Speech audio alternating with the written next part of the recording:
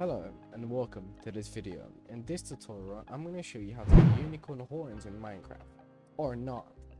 Because unfortunately unicorns are non-existent in this game unless you're playing anything below 1.8. Now I'm going to still explain it to you step by step. Unfortunately cannot show it to you, but this is the way.